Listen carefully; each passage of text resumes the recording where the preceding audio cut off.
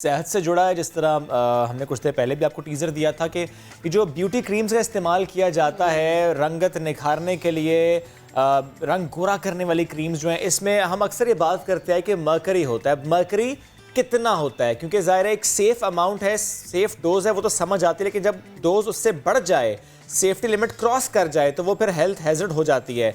इस हवाले से कुछ टेस्ट भी किए गए हैं। फॉर इंस्टेंस अगर 59 क्रीम्स हैं मार्केट में, और ये फॉर इंस्टेंस मैंने ऐसे ही कह दिया, इन एक्चुअल ऐसा ही हुआ है कि 59 क्रीम्स का लैब टेस्ट किया गया, 57 में मर्करी की जो अमाउंट है वो ज़्यादा निकली है, 1 ppm से ज़्यादा निकली है। और ये किस कदर ख़तरनाक हो सकती है। हम स्किन कैंसर से मुताल्लिक़ तो बात करते आए, लेकिन जो प्रेग्नेंट ख़वातीन हैं उन पर इसके असरात बढ़ते चले जा रहे हैं। कहा यह जा रहा है कि अगर एक प्रेग्नेंट खातून ऐसी कोई क्रीम इस्तेमाल करती है, कोई ऐसा प्रोडक्ट इस्तेमाल करती है जिसमें मर्करी की जो मिक़दार है वो ज़्यादा है, तो इससे जो बच्चे की डेवलपमेंट हो रही है वो मुतासर हो सकती है, उसका दिमाग, उसके गुर्दे मुतासर हो सकते हैं। बिल्कुल। और जब ये क्रीम्स मार्केट में आती हैं तो इनको इस तरह से प्रेजेंट किया जाता है, इतनी कैची इनकी लाइंस होती हैं कि बस आप तो दिनों में जो है ना वो 15 मिनट में भी गोरे हो जाते हैं, ऐसा भी कुछ होता है। लेकिन खैर वो शोएब वाली बात कि बच्चों में माजूरी का फिर जो एलिमेंट है वो बढ़ जाता है जब हामिला ख़वातीन जो हैं वो इस तरह की क्रीम्स यूज़ करती हैं। इसी पर हमने बात करने के लिए डर्माटोलॉजिस्ट डॉक्टर ताहिरा शाहिद से राबता किया है, वो मौजूद हैं, उनसे जानेंगे। अस्सलाम वालेकुम डॉक्टर साहिबा, बेहद शुक्रिया, गुड मॉर्निंग। सबसे पहले तो ये जानेंगे कि ब्यूटी क्रीम्स में इस्तेमाल मर्करी या पारे के नुकसानात होते क्या हैं, किस तरह से ये आपके स्किन को, आपके गुर्दों को या आपके जिस्म के दीगर हिस्सों को मुतासर कर सकते हैं? जी, ब्यूटी क्रीम्स जितनी भी व्हाइटनिंग क्रीम्स हैं और जो ये दावा करती हैं और बल्कि ब्राइटनिंग कर भी देती हैं विद इन 14 डेज या विद इन 7 डेज जो हम देखते हैं। सबसे पहले तो आप लोग ये समझिए कि इन क्रीम्स के अंदर 3 चीजें हैं जो बहुत ज्यादा डेंजरस हो सकती हैं। एक उसमें से मर्क्यूरी है, एक हाइड्रोकोर्टिजोन या स्टेरॉइड है, और तीसरा हाइड्रोक्विनोन उसे कहते हैं। इन तीनों में से कोई ना कोई एक जरूर मौजूद होती है और वो बहुत ज्यादा रैपिड एक्शन के साथ साथ आपको हार्मफुल इफेक्ट्स भी करती है।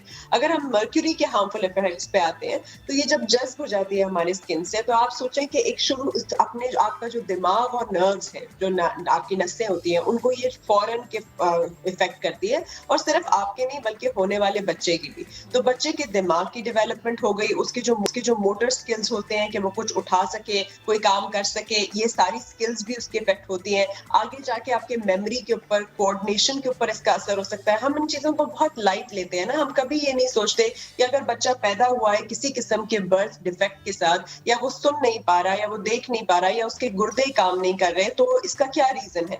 हम सोचते हैं शायद वही दवाई ने एक्ट किया होगा जो हमने ली होगी। हमें चांद ग्रहण में बाहर निकलने से तो मना किया जाता है, पर ये तरह तरह की क्रीमों से कोई मना नहीं करता। और ये जो क्रीम है, इसके अंदर जो मर्क्यूरी है वो इतना बड़ा जहर है आपके लिए कि ना सिर्फ वो आपकी कोऑर्डिनेशन को खराब करेगा, आपके पहले दिमाग को इरिटेबिलिटी कॉज करेगा। इरिटेबिलिटी मतलब चिड़चिड़ापन से शुरू होगा, ब्लड प्रेशर रेज कर देगा, दिल पे असरात होते हैं, इतनी सारी कार्डियोवैस्कुलर प्रॉब्लम्स होती हैं। ये जो आप देखते हैं ना, अचानक हार्ट अटैक हो जाना, उसके बाद आपके गुर्दों पे आ जाते हैं। गुर्दों का फेल होना हमारे यहाँ सबसे ज्यादा कॉमन है। डायलिसिस के पेशेंट भरे पड़े होते हैं, किडनी ट्रांसप्लांट के लिए बाद में भाग रहे होते हैं, पर ये रियलाइज नहीं करते कि ये जो क्रीम है, इतनी सारी लेयर्स इन्होंने लगा ली थी, it actually led to this kidney failure. साथ साथ जब आप नर्व्स और ब्रेन और स्पाइनल कॉर्ड पे आते हैं, तो जितनी भी हमारी कोऑर्डिनेशन है, क्योंकि हमारे दिमाग से हमारी नर्व्स पे जाना होता है चीजें, और फिर उससे हमारी हलचल होनी होती है ना, जो भी हम कोऑर्डिनेशन करते हैं, वो कोऑर्डिनेशन इफेक्ट होने लगती है, वो खत्म हो जाती है। न्यूरल ट्यूब डिफेक्ट्स होते हैं जो बच्चों में आपने देखा होगा, जिस तरह की जो उनकी रीढ़ की हड्डी नहीं बनी हुई, स्पाइन नहीं बनी हुई, फिर उनके अंदर एबनॉर्मेलिटी पैदा हो गई है। ये इतनी सीरियस कॉन्सिक्वेंसेस आपके लंग्स पे भी है, मतलब फेफड़ों में भी असर करती है, आपके दिल पे असर करती है, आपके गुर्दों पे असर करती है, आपके दिमाग पे, आपके जो स्पाइनल कॉर्ड है, आपके मसल्स, आपकी कोऑर्डिनेशन को इफेक्ट करती है। साथ साथ स्किन को भी इफेक्ट करती है। जिस चीज को आप सोच रहे हैं कि शायद ये मेरी स्किन को अच्छा कर देगी, असल में ये स्किन को पूरी तरह डैमेज कर देती है, और उस पॉइंट पे ले जाती है कि उसके बाद रिपेयर भी नामुमकिन होता है। ज़ाहिर है स्किन, डॉक्टर साहिबा, skin is the largest organ of your body, और ज़ाहिर है वही इफेक्ट हो रही है। उसके साथ साथ जिस तरह ये डेवलपमेंट जो बच्चे की हो रही है माँ के पेट में, उसको इफेक्ट करे। मुझे प्लीज़ ये बताइएगा, जो फिगर्स हमारे सामने हैं डॉक्टर साहिबा, कि अगर 59 ब्रांड्स हों और उसमें से 57 में मर्करी हो, और उसमें भी कहा यह जाए कि जो 14 है वो इंटरनेशनल ब्रांड्स हैं और जो बाकी हैं 41 वो मकामी, दैट शोज़ कि तकरीबन तमाम ब्रांड्स जो इस वक्त मार्केट में अवेलेबल हैं उन सब में मर्करी कि जो रिक्वायर्ड अमाउंट है जितनी हो सकती है, जितनी अलाउ उससे ज़्यादा है। तो मुझे प्लीज़ दो बातें बताइएगा। एक तो ये, इसका मतलब ये कोई भी क्रीम जो भी मार्केट में मौजूद है वो इस्तेमाल नहीं करनी चाहिए, और दूसरी बात ये जो कहते हैं कि जो 1 ppm इससे ज़्यादा, इससे अगर कम है तो क्या वो भी ख़तरनाक हो सकती है, वो वाकई सेफ डोज होती है?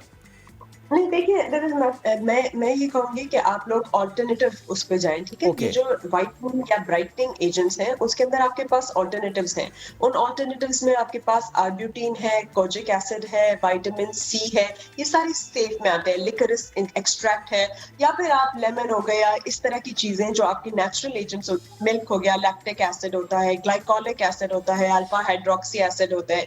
इनकी राइट डोजेस वाली जो क्रीम्स होती हैं वो बेटर होती हैं। अब आप क्योंकि बता नहीं सकते कि कौन सी क्रीम में है कि नहीं, उसका टेस्ट यही है कि जो क्रीम बहुत जल्दी एक्शन दे, रैपिड एक्शन दे, इंस्टेंट ब्राइटनिंग कर दे, उनके अंदर जरूर इनमें से कुछ ना कुछ मौजूद होता है। फिर आपके गोल्स भी रियलिस्टिक होने चाहिए कि चले आप एक यूनिफॉर्म कम्प्लेक्शन तो ला सकते हैं, लेकिन आप ये कहें कि आपके ओरिजिनल कलर से आपका कलर बिल्कुल ब्लीच हो जाए, तो वो आप यकीन मानिए कि उसके अंदर स्टीरॉयड या मर्क्यूरी या हाइड्रोक्विनोन मौजूद होगा, और वो स्किन कैंसर में इसलिए भी चला जाता है क्योंकि स्किन की थिनिंग कर देता है। स्किन इतनी थिन हो जाती है, उसमें रगे भी तक आपकी दिखना शुरू हो जाती है। डॉक्टर साहब, जैसे कि आप ब्लीच की बात करें तो क्रीम के अलावा एक प्रोडक्ट ब्लीच भी तो होता है ना, जिसके बारे में कहा जाता है कि सिर्फ 15 से 20 मिनट आप अपने चेहरे पे लगाएं।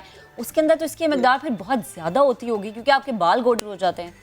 जी जी बिल्कुल। हाइड्रोजन पेरोक्साइड भी बहुत ही हार्मफुल चीज है, और वो भी आपकी टॉप लेयर को बिल्कुल डिस्ट्रॉय कर लेती है। वक्ती तौर पे तो आप देखें, कोई भी चीज आपको फौरन ग्लो भी देगी क्योंकि टॉप लेयर चली गई, लेकिन उसके बाद उसके हार्मफुल इफेक्ट्स आने लगते हैं। वो फिल्टर जो है आपके लिए, आपकी स्किन जो है एक प्रोटेक्टिव बैरियर थी ना, एक बैरियर बना हुआ था जो हर किस्म की शुआओं से, हार्मफुल रेडिएशन से आपको प्रोटेक्ट कर रही थी। तो जब वो ही चली गई तो आप स्किन कैंसर के लिए ज्यादा प्रोन हो गए। इसलिए तो कहते हैं कि आपने ये सारी क्रीम्स बिल्कुल यूज नहीं करनी, और आप जब डर्मेटोलॉजिस्ट के पास जाते हैं तब भी आपकी एक्सपेक्टेशन रियलिस्टिक होनी चाहिए, और डॉक्टर के भी बहुत ज्यादा कॉन्शियस क्लियर होना चाहिए कि वो आपको सही तरह से एडवाइस करे। किसी को छाइयां हैं बहुत ज्यादा, किसी को बहुत ज्यादा मार्क्स है जो कि उसके ओरिजिनल कम्प्लेक्शन से डार्क है, तो वो कुछ अरसे के लिए जैसे उन्हें क्लिगमंस फार्मूला या किसी फार्मूला पे डाल दें तो ठीक है, लेकिन वो मॉनिटर्ड होना चाहिए और देखना चाहिए। ये नहीं कि बस आप गोरा होने की क्रेज में हर कोई उठा के वही क्रीम्स यूज कर रहा है। आप जितना अच्छा खाएंगे,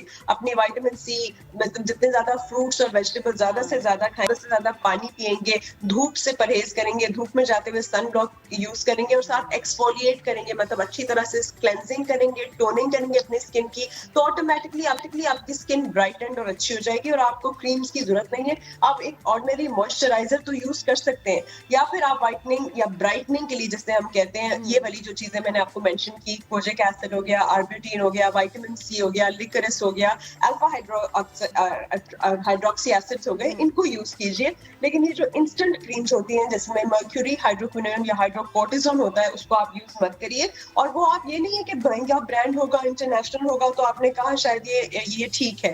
कोई भी ब्रांड हो सकता है, आप उसको मत यूज करिए जिसके इस तरह के रिजल्ट्स हो, और आप लैब में देख के टेस्ट भी करवा सकते हैं। डॉक्टर साहिबा, सॉरी मैं आपको इंटरप्ट कर रही हूँ, ये हम पता कैसे चलेगा? जैसे हम कोई चीज़ खरीदने गए हैं और उसके ऊपर ये चीज़ मेंशन नहीं है, तो इस्तेमाल के बाद ही पता चलेगा, या फिर कुछ और भी तरीके है कि आप खरीदते वक्त इस चीज़ को मद्देनजर रखें और फिर वो क्रीम खरीदें?